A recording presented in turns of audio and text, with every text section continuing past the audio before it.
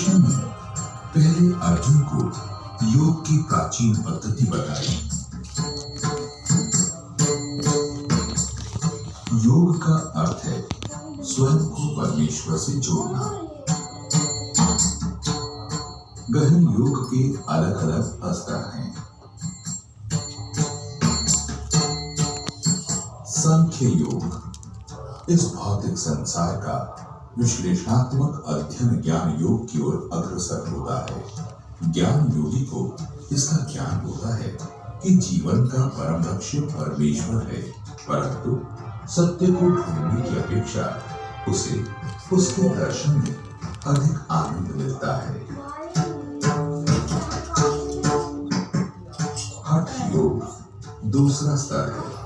इसका मुख्य लक्ष्य आसन और सांस की कसरत के माध्यम से मन को बांधकर ध्यान को बढ़ाना है। सच्चा गहन योगी स्थिर मन से अपने हृदय की गहराई से परमात्मा का ध्यान करता है।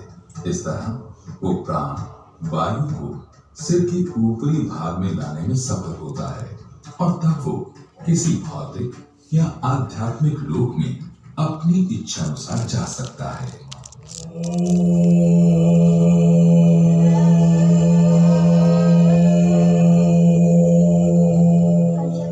गहन योगी कई वर्षों तक लगातार एकांत स्थान पर बैठकर योग करते हैं। ऐसा करते समय उनका शरीर, गला और सिर सीधा होता है।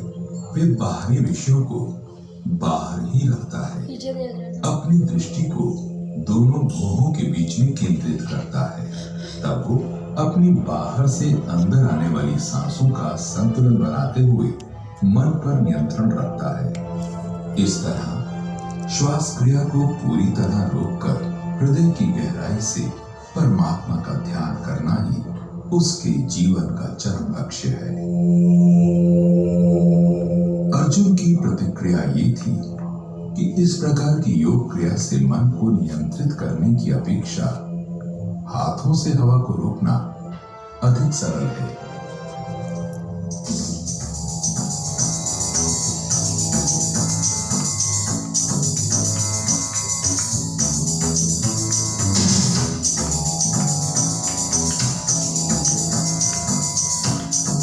आजकल आरोग्यशालाओं में योग के कई आसान तरीके बताए जाते हैं।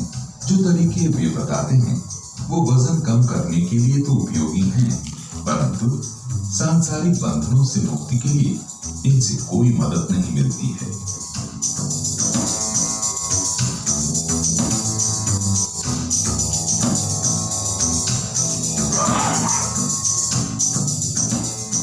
कृष्ण ने अर्जुन को समझाया कि परमेश्वर के प्रति भक्ति योग ही मुक्ति का सर्वश्रेष्ठ उपाय है। इसका मुख्य भाव है, हे ईश्वर, मैं आपका सदा के लिए सेवक हूं।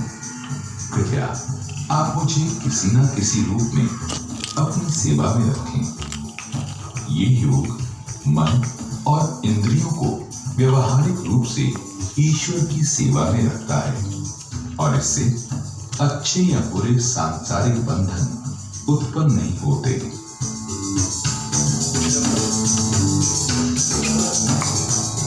ईश्वर की संतुष्टि के लिए किए गए कर्म भौतिक कर्मों से दिव्य होते हैं। जन्म मृत्यु के चक्र से बचने का इससे अधिक आसान मार्ग कोई नहीं है।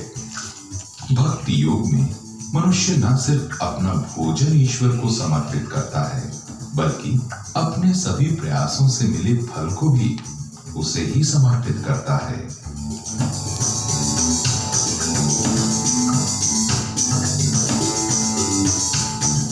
भक्ति योग विशेषकर इस युग के लिए उपयुक्त है, जिसमें मानव जीवन कम है और लोग आध्यात्मिक साक्षात्कार के महत्व को समझने में अत्यंत मंद हैं।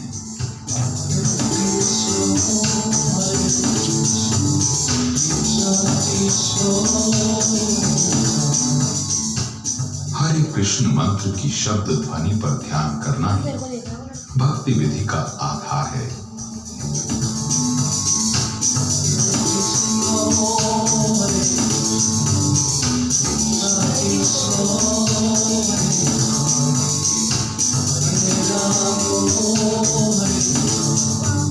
ईश्वर के दिव्य नाम की प्रशंसा करके ही धीरे धीरे हम दिव्यता में स्थिर हो जाते हैं।